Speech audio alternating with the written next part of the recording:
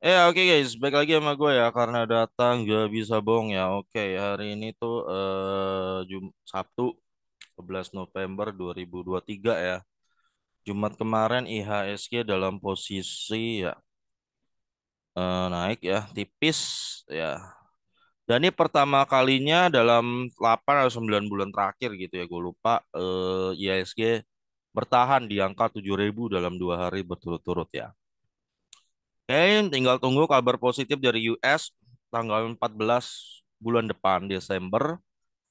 Jika inflasi US menunjukkan bahwa dia udah mulai tembus 2%, 2,9% ya, itu kemungkinan the Fed sudah mulai mempertimbangkan untuk menurunkan suku bunga. Otomatis Bank BI nanti juga sudah mulai mempertimbangkan menurunkan suku bunga dan itu artinya IHSG siap-siap terbang ya guys ya. Itu artinya. Oke, sekarang gue pengen ngadain simulasi sama Adro ya guys. Kalau lu nabung dari tahun 2011 Adro sampai 2023 ini, lu naik berapa kali gitu ya. Oke, Adaro Energi Indonesia. Oke, Adaro ini sebenarnya perusahaannya bagus dan gede gitu ya. Cuman memang kalau dibandingkan kol-kol lain kayak PTBA, ITMG, BSSR, dia DPR-nya tuh nggak segede mereka. Ya, that's a problem. Itu ya, itu aja. Tapi masih tetap gede sih dapatnya. Cuman sayangnya memang nggak segede mereka gitu loh. Ya. Kemarin kemarin gue ada yang simulasi Pans ya, yang Pans dan Hexa ya. Ternyata guys, ada emiten yang secara capital gain kelihatannya cupu, tapi karena dividennya dia itu gede, rutin di angka DPR 70-80% gitu ya. Ternyata return ke lu-nya bisa menggila, John. Bisa sangat gila balik ke lu ya. Jadi ternyata ngefek banget itu. DPR itu ngefek banget ya. Sama yield itu juga sangat ngefek banget ya. Meskipun secara capital gain-nya kayak kayak cupu, kayak nggak gerak gitu ya, tapi ternyata bisa ngasilin return yang gila-gilaan gitu loh ya. Nah, itu ngerinya dividen ya, guys. Ya. Semakin semakin lo ada nyasar di perusahaan yang DPR-nya gede dan nilai gede, itu peluang lo return portfolio return gede kalau tuh sangat tinggi returnnya. Ya. Oke, Adro, oke, kita ada yang simulasi. Kenapa gua ambil data 2011 ya? Meskipun dia IPO-nya 2008 karena dia ini 2011 baru mulai bagi dividen. Jadi gua makanya pakai data 2011 nggak pakai data 2008 supaya kita dapat angka lebih akurat buat ke depannya ini nanti returnnya berapa gitu ya. Oke, seandainya si John tahun 2011 dia punya 50 JT guys ya, Bali 50 JT. Kenapa? Supaya 50 juta tuh angkanya nggak terlalu kegedean buat kalangan menengah bawah dan buat kalangan atas juga nggak terlalu kerendahan gitu ya. Hmm, oke, dia taruh 50 juta di Adro ya. Saat itu ada di harga 1863, maka dia mendapatkan eh, 31.000 lembar ya saham ya. Saat itu Adro bagikan dividen Rp 20 ya, sehingga dia dapat cash 630.000, yieldnya kecil banget 1% ya, dia baru pertama kali bagi dividen ya semenjak IPO tahun ini. Dan dia bisa serok 338 saham baru ya, cuman bisa serok 3 lot ya. Maka posisinya ada 318.000 di tahun 2012 ya. Lalu di tahun ini harga Adro ada di harga 1.500 ya, bagi dividen Rp 74 dan dia ada dapatkan dividen 2,3 juta ya. 2,3 juta dan dia bisa serok 15 lot ya atau 1.500 lembar ya. 2013 ya, saat itu Adropos eh noisy banget. Lagi. Gue nggak tahu kenapa tuh ada errornya laptop gue sekarang. Oke. 2013 ya, Adro ada di harga 1.093. Posisinya si John ada 33.000 lembar dan saat itu dividennya menurun ya. Ingat ya guys, lu kalau invest di call lu harus siap, namanya dividen kadang turun kadang naik ya gitu ya.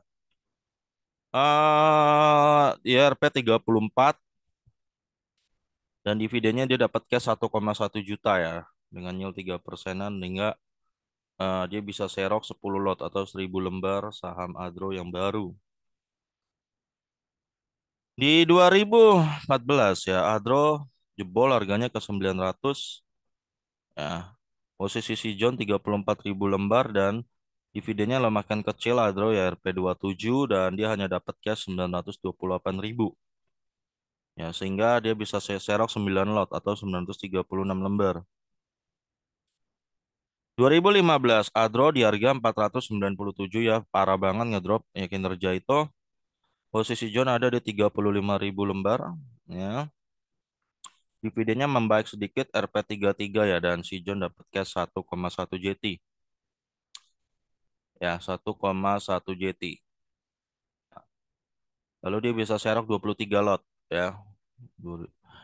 Di 2016 ya, Adro ada di harga 1.640.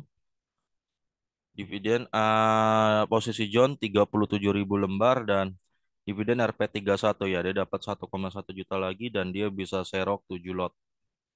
Nah, yieldnya kecil saat itu, 1,8. 2017 si John punya 38.000 lembar, harga Adro ada di harga 1.800, dan dia bagikan dividen Rp41 ya. Si John dapat cash 1,5 juta ya.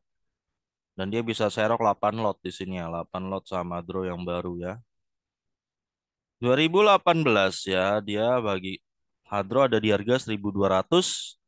Si John punya 39.000 lembar, dan saat itu double ya dividennya, dia dapat RP 107, dan dia dapat dividen 4,1 JT ya.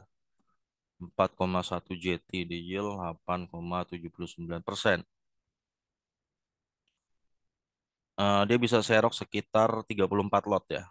Benar, 34 lot, 3.400. Di 2019, Adro ada di harga 795 ya. Dan dia ada di posisi 42.000 lembar. Dividen Adro 89, si John dapat cash 3,7 juta ya. 3,7 juta, dan itu juga 11%, dan dia bisa serok 47 lot. 2020 dia punya 474.000 ya, 47.000 atau 474 lot. Di harga 1.168, dan 2020 dia bagikan dividen 121 ya. Si John dapat 5,7 juta. Udah mulai membaik dividennya ya. Semenjak 2020 ke atas, Adro dividennya mulai membaik. Dan dia bisa serok 49 lot di sini ya. 2021 ya, harga 2.300, posisi John 52.000 lot. Bagi dividen 110, si John dapat cash 5,7 juta ya. Dan dia bisa serok 24 lot nih. 2022 guys ya, si John posisinya 548 lot. Harganya sempat jebol 3.500 harga. Bahkan sempat 4.000 waktu itu ya. Sempat 4.000. Oke, tapi dividennya gede 392 ya, si John udah mulai dapat kagetan ya. Dividennya udah Rp 21 JT, 21 JT, dan dia bisa serok 61 lot ya. 2023 ya. eh Dia dapat di harga 2.540 Adro, dan dia punya 60.000 lembar ya, atau 609 lot lah. Dividennya 491, ini gede banget ya. Dan dia dapat 29 juta. Ya, dan dia bisa serok 11.000 lembar. Posisi akhirnya dia ya di range trend 20.000 2023 ini kira-kira 72.000 lot. Ya. Kalau lo pakai harga sekarang guys ya, 2580. Maka duit dia sekarang kira-kira bervalue 187 juta ya. Lo harus ingat ya guys, yang di sini tuh duit cash ya. Bedanya sama invest emas di mana? Invest emas tuh nggak ngasih ginian, John. Ini duit cash. Ya, ini duit cash ya. Kalau di total sih harusnya udah balik modal ya. Di total ya. Ini duit cash ya. Selama berapa tahun nih? 12 tahun ya. 12 tahun. Ini di cash ya. Ya. Ini duit cash. Kalau emas kan nggak ngasih ginian. Emas tuh lo harus jual saham ini baru lo jadi duit. Emas tuh harus jual emasnya kan. Jatuhnya Kalau di saham lo harus jual ini baru jadi duit, itu di emas. Kalau di saham ini lo nggak perlu jual dan ini dia tetap ngasih lo cash. Nah itu bedanya. Ya. Dari situ aja lo udah tahu. Makanya Warren Buffett tuh kan nggak pernah mau invest emas karena menurut dia emas itu non produktif aset. Emas itu nggak menghasilkan ini duit cash ini nggak ada. Lu harus jual pohonnya baru lu dapat duit di emas ya. Kalau di saham nggak, lu nggak perlu jual ininya, tapi cash tetap dapat. Gitu. Ya. Ya, jadi jadi sekarang lu udah dapat gambaran nih di Aldro nih ya. Kira-kira naiknya berapa? Memang kalau dibandingkan PTBA gitu ya. Dari simulasi yang gua adain ini ya, kita bisa nyimpulkan satu hal guys. Ada satu kesimpulan. Semakin gede DPR dan dividen yieldnya, ya, misalnya kayak PTBA gitu ya, dia kan kasih hampir 90%, 100%. Itu jauh returnnya lebih gede ketimbang emiten yang ngasihnya lebih kecil ya. Kayak Adro ini kan dia kasihnya mostly lebih kecil. Misalnya DPR-nya 50, 40, kadang 50, kadang 60, kadang 40 lagi gitu-gitu. Kalau PTBA tuh konsisten gitu kan di range 90 bahkan 100. Sama kayak Hexa return konsisten di 80% DPR gitu loh. Oh, returnnya ke gede lo gede, ke porto lo gede gitu loh. Sama kayak Pans kemarin kita dapat juga kan. Pans itu kan konsisten di range 70% ya. Konsisten kasih duit 70% dari laba bersih dan yieldnya gede. Sahamnya juga lambat naik. Siput justru bukan percaya nggak percaya ya. Memang disimulasikan udah terbukti begitu. Ternyata returnnya lebih gede yang begitu, John. Lebih gede yang rutin ngasih DPR-nya gede. Sama yieldnya gede. Nah, Adro ini mungkin ya kelemahan dibandingkan saham call yang lain tuh ya di situ aja. Tapi tetap gede sih kalau diukurin sekarang. Cuman nggak terlalu maksimal aja kayak PTB. Kalau PTB benar-benar maksimal lo dapetnya tuh. 100% dari laba bersih gimana nggak maksimal, John? Ya. Oke. 187 berarti dalam 12 tahun ya. 12 tahun ya. Lo terjadi kenaikan 3,7 kali ya. Ya, 3 kali lipat lo naik ya. 3,7 kali atau 274%. 274% ya. 108 berarti kalau di sini kita pakai CAGR kalkulator per tahunnya lo dapat return, karena kita hitung 3,74 ya dalam 12 tahun. Eh, satu dalam 12 tahun berarti per tahun tuh dia returnnya di range 11% guys ya. Lumayan tapi memang nggak segede PTBA, nggak segede itu ya 11%. Pans kemarin sempat tembus 27% per tahun, BRI 27%-an, Mandiri 24%.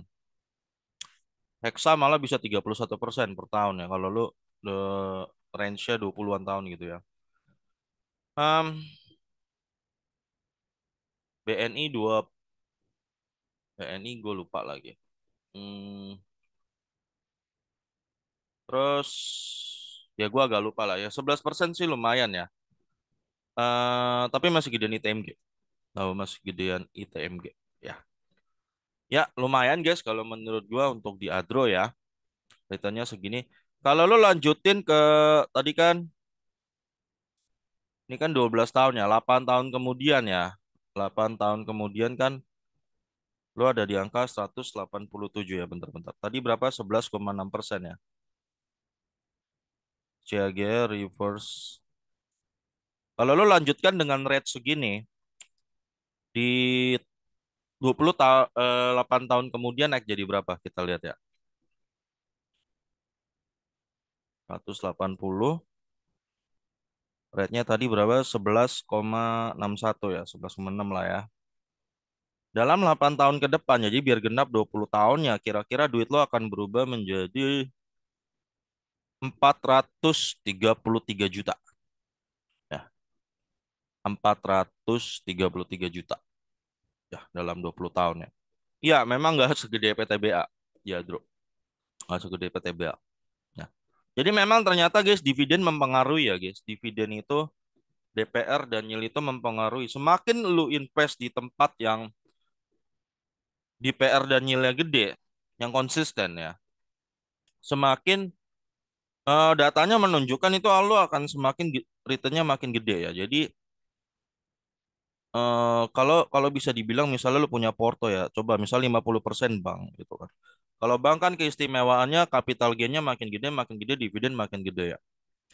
Nah, lu coba mulai pertimbangkan masukkan di saham-saham yang yieldnya gede, sama DPR gede. Contoh yang kita udah simulasikan yang ternyata terbukti gede, misalnya kayak Hexa dan Pans gitu kan. Ini kan memang secara capital gain dia cupu guys ya, cupu ya. Tapi dividennya itu konsisten di range 70%, bahkan 80. Dan karena dia harganya juga jarang naik, jadi lo akumulasinya gampang dan kasih return lo gede per tahunnya. Ternyata kalau disimulasikan 20 tahun ini, dia bisa returnnya setara sama bank-bank big bank gitu loh. Ternyata bisa setara ya. Ya mungkin lo bisa taruh di tempat-tempat kayak gini 20% lah. Di emiten-emiten yang bukan batu bara tapi yieldnya konsisten gede. Misalnya kayak Hexa, atau apa lagi lah lo cari. Ya. Nah, terus mungkin lo boleh 20% call ya, yang dividennya gede gitu. Misalnya ini taktik aja investasi. Nggak harus ikutin gini ya, terserah lo aja.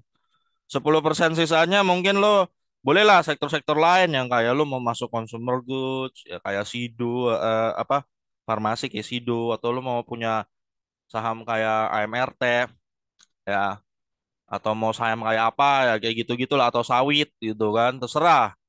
Ini contoh taktik aja guys ya. Atau kalau lo yang masih pecinta gorengan boleh dibikin gini ya, 5% buat buat apa tuh? Ya kayak saham-saham kayak AMRT ya, mungkin apa lagi tuh? MIDI, sawit-sawitan apa tuh? Sawit-sawitan SSMS, PNGO gitu kan. Boleh 5%. Mungkin lo yang suka gorengan 5%-nya buat judi, buat gambling ya, spekulasi. Ini buat gorengan. Ya kalau lo yang masih suka gorengan. Guys, main gorengan itu kalau menurut gue ya, jangan tuh lu main tuh 30%, 40% gitu loh. Jangan kalau menurut gua. Benjamin Graham aja bilang maksimal 10% gitu.